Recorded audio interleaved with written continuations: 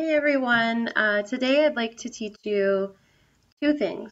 Target one is I can help my students establish strong class pages and understand how they will store their work on this page. And then target two is I understand how utilizing the student portfolios will help me save paper, time, and support student transparency with assignment completion. So if I go into my Weebly page, which you guys all have, um, I have tons of websites, as you can see. And so if I go to a student, the student example for Compass, and show you that,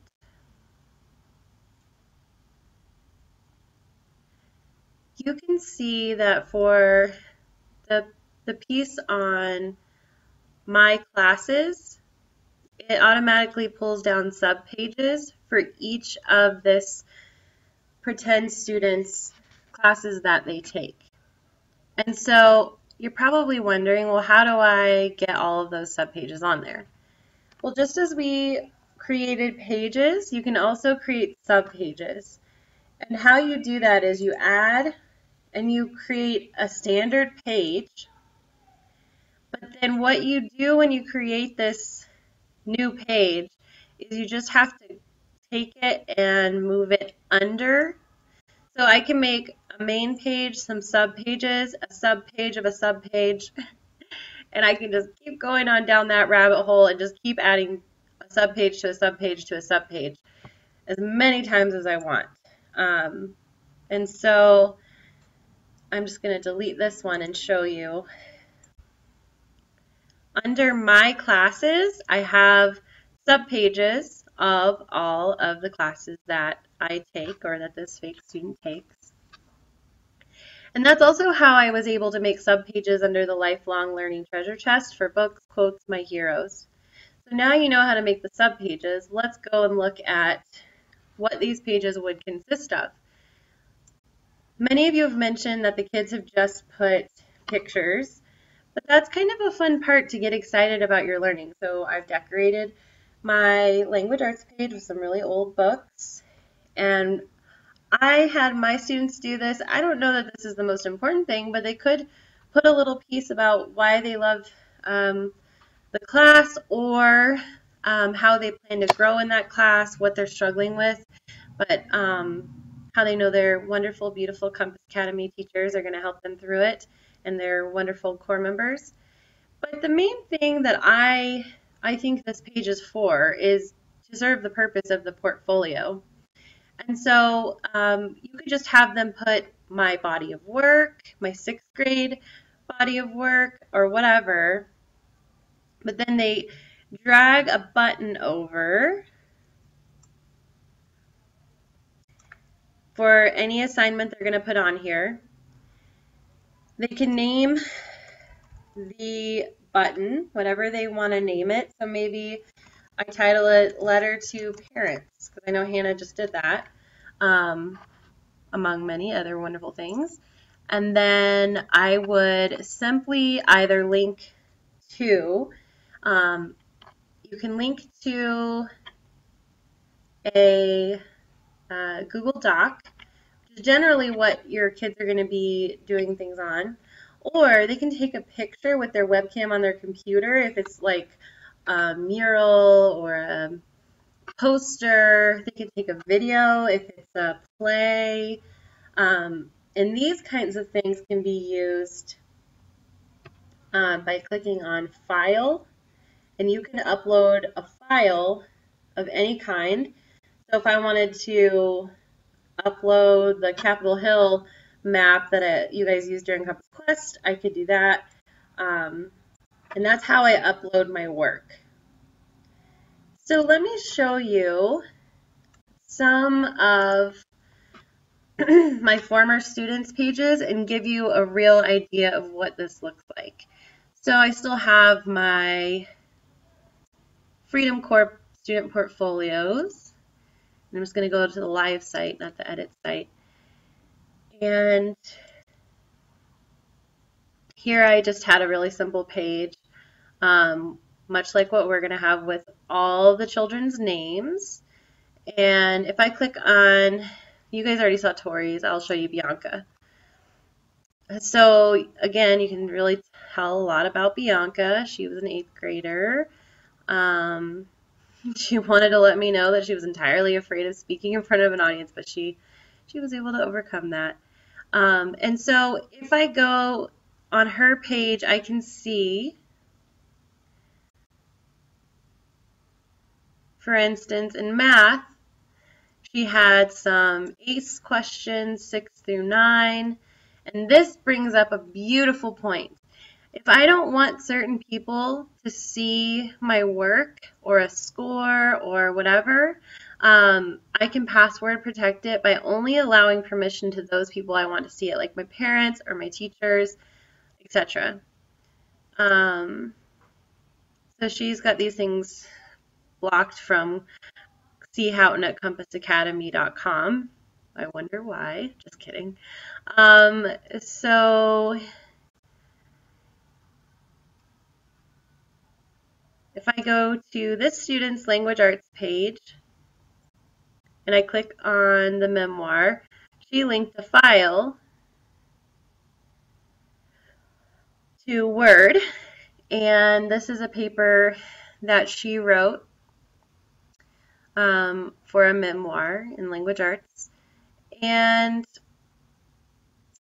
I personally would grade this work by having the rubric in front of me. I would only print it once. I would give it to the children, and then they would do their assignment and hand the rubric back to me, and then I would grade digitally. And so the only paper I had to print was the assignment sheet on one side with the directions, and the rubric would be on the other side. And then I could go online and assess this piece of writing using my standards-based rubric, and that would save me a ton of paper. I didn't have to carry home these piles of paper anymore. I could grade their work anywhere at any time. And the other thing, like I said in the second target, is that this ensures transparency. If a student has not turned in their work, it will be really obvious. If I don't even see a button for her memoir, then I know she hasn't even attempted it. And I can, when parents call me, and this is a common thing that comes up, well, why does my student have an NE, or formerly known as a 0, or a 1 even? I can say, let's go, are you near a computer? Let's go online, or can you come in and I'll show you all about their Weebly or their, their portfolio. And you can see that there are no buttons. There are no assignments turned in at all, anywhere. So that helps with transparency with parents and students, because I always had students that would swear up and down to me, I turned it in, and I'd be like, I haven't moved those papers, I don't know what happened. And so this really helped me with that, because that seems to be something you just can't avoid, it just happens. So, but yeah, you can see that you can learn a lot about students through what they have on their pages and really keep them accountable to turning these things in. And then vertically, thinking for, the future, we can parse these out to say, these were all my 6th grade pieces, these were my 7th grade pieces, and things like that, so that they have that continuous body of work of their entire learning journey at Compass Academy.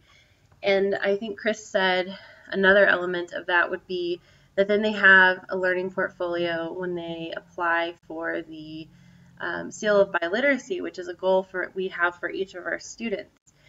So I hope that you were able to see how to make those subpages under My Classes and understand how they will store their work to this page. Remember, it could be a file, it could be a video, it can be a Google Doc, it could be a Google spreadsheet.